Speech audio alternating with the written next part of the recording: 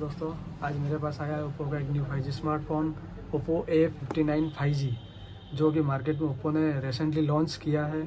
15,000 के अंदर ये बेस्ट 5G स्मार्टफोन है। आइए